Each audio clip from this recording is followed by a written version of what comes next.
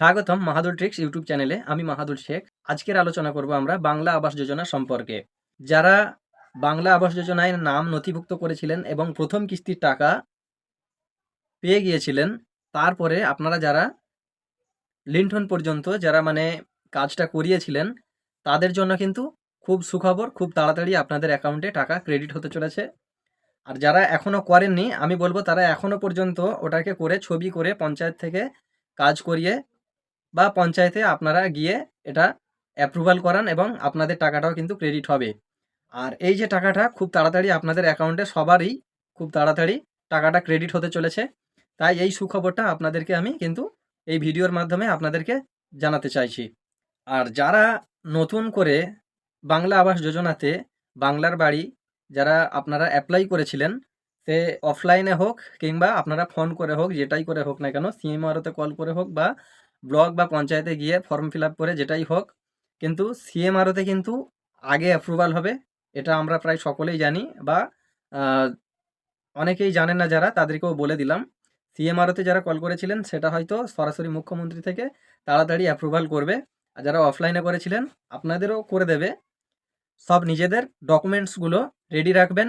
আপনাদের আবার ভেরিফিকেশান হবে, ভেরিফিকেশানের পরে ফটো হবে, তারপরে কিন্তু আপনাদের কাজগুলো রান করবে, এর আগে করবে না। আর এই যে নতুন যেগুলো, এগুলো কিন্তু 2025 সালে আপনারা কিন্তু টাকাটা ক্রেডিট পাবে বলে আমার তো মনে হচ্ছে না।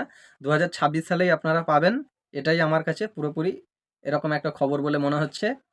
তো আপনারাও চিন্তা করবেন না, তবে পেয়ে যাবেন। যারা নতুন করেছেন অবশ্যই পাবেন, সেটা 2026 সালে পাবেন।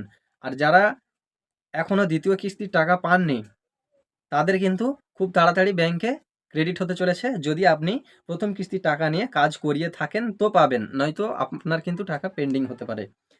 হতে পারে নয়, অবশ্যই পেন্ডিংই হবে। কেননা আপনারা যদি পঞ্চায়েত বা ব্লকে গিয়ে কথা বলে থাকেন যে আপনাদের কাজ হয়ে গেছে, তাহলে আপডেট করালে অবশ্যই আপনাদের ক্রেডিট হবে। যদি না আপডেট করান বা সেখান থেকে তারা খোঁজ নিয়ে যদি না আপডেট আপনার পেপারটা করায়, তাহলে কিন্তু আপনার টাকাটা পেন্ডিং হয়ে যাবে।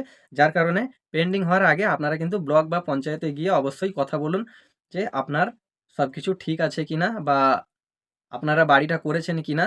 সব কিছু কিন্তু আপনারা যদিও না করে থাকেন বাড়িটা, অবশ্যই লিন্টন পর্যন্ত করে রাখুন। খুব তাড়াতাড়ি আপনাদেরও টাকাটা ক্রেডিট হয়ে যাবে আপডেট হওয়ার পরেই। আর যাদের আপডেট অলরেডি হয়ে গেছে তাদের কিন্তু টাকা অলরেডি আসা শুরু হতে চলেছে, খুব তাড়াতাড়ি শুরু হতে চলেছে। আর সিএমআরওতে যারা কল করেছিলেন তারা কিন্তু নতুন করে এই মুহূর্তে এখন আর আপনারা পাবেন না, তাদের একটু সময় লাগবে।